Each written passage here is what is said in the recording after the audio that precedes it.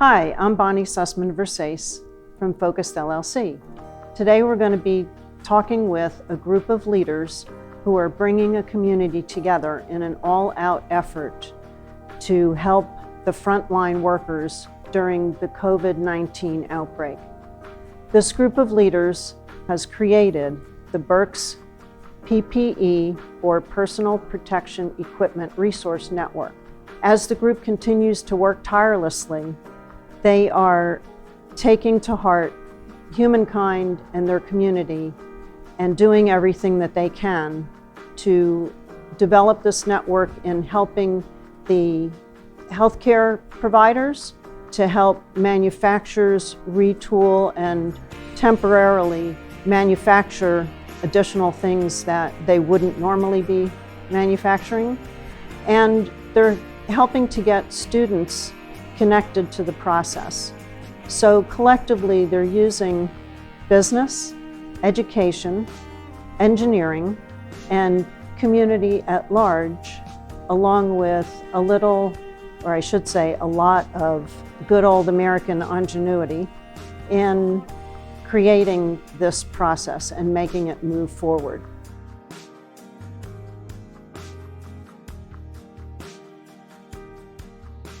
First, we have Ellen Albright from the Greater Reading Chamber Alliance. Ellen, share with us what your role is at the Chamber. Sure. So I am the Director of Workforce and Talent Development at the Greater Reading Chamber Alliance. Part of my job is the relationships I get to build with everyone in the community, and the most meaningful part of my job.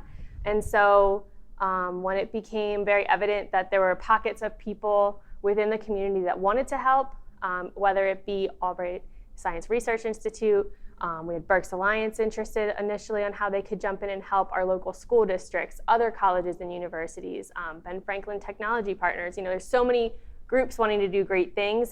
We needed to figure out how to harness that and bring everyone together and then do something meaningful that would actually move the needle right now during this challenge. And so, I felt it was important to get the right folks in touch with one another. Once that happened, it was a very quick couple of brainstorms through an email thread on how to engage both the student community and some of the application of what they've been learning, but also trying to get these different groups to leverage their talent to be able to create something in a group, a committee, if you will. Like, we've kind of created an ad hoc committee to be able to get things moving, mobilize this group of individuals and community organizations, and do something meaningful. And that's how Berks PPE Resource Network came to be.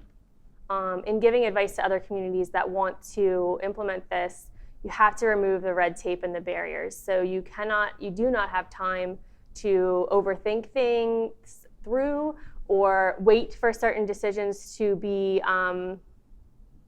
made. You have to just kind of trial by fire with some of these things. And so I think that was the best thing that this group really brought to the table, was everybody just took their kind of piece of it that they knew they brought a skill set to. A number of different folks involved on a number of different levels, each kind of bringing to the group what they are able to best provide. And then how did it get funded? How did this project get funded? So sure, so up front we just started sourcing materials from our local school districts, our colleges and universities, individuals that wanted to donate supplies. And then we realized if this was going to continue to be a need, which we've now seen it has been, how do we ongoing keep that supply coming in? And so we worked with our local Berks County Community Foundation, and they very quickly set up a fund, the Science Research Institute Fund. And so we are driving folks to donate there. And we did have a couple early adopters who kind of got on board and said, hey, we understand what you're doing, and we really value what you're doing for the community. And that was the Friends of the Reading Hospital, Berks Alliance, and then we also had Berks County Community Foundation also helped support the fund that we had created with them. And now we've had other companies, manufacturers, community folks also then come on to donate funds towards this project so that we can keep things moving.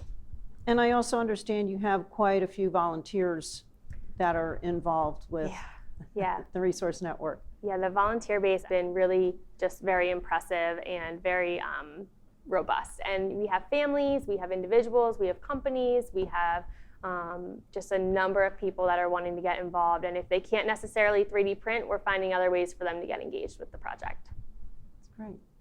In closing, I think we just want to reiterate to anyone that's watching this video, there's a lot of moving parts to pull a community together to be able to accomplish something so massive during such a hard time as it is for everyone. And so I think we want to give you a couple reminders and takeaways. One being, leverage your community. Know who can really step up and encourage and empower them to be able to each take a piece of this and run with it. And know that you're going to make mistakes, or there are going to be occasional hiccups along the way, and that is absolutely okay. This is a volunteer effort, and so everyone just putting their own flair into this or their own skill set into this will absolutely help you move the needle in your community. I think we also want to be sure that we cover, you have to be innovative, you have to be flexible. So as we have sort of built this plane, as we've flown it, it's been really important to look at, some of the technology and be able to say, okay, this is what's working, this is what's not.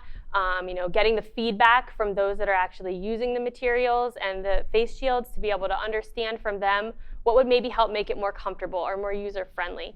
And so we've definitely shifted and been flexible in how we present the information and the equipment along the way. So make sure that you get feedback from those that are using this on the front lines. And so again, communication, leveraging your community folks, having great ongoing relationships with them now and also far after this crisis resides. I think it's really important to be able to leverage your community around these types of things all the time and be having conversations about how you can work well together. And then I would also just advise, please take advantage of the tools that we've built out. We have certainly been a really great guinea pig in all of this work, but we want to be able to provide you tools to be able to move forward with this. You can visit our website. I believe the information is right at the bottom of the screen here, and we encourage you to go on there and fill out our forms. There's both a form for requesting PPE. We encourage you to do that in your community, but we can also help answer other questions through another user-friendly form on our website. You can reach out to us and we can get you information that you need that way. And we also do have the private Facebook group, but if you wanted to check that out, it's Berks PPE Resource Network. And again, we're here for you to help answer your questions, but we do wish you all the best as you look to implement this in your community.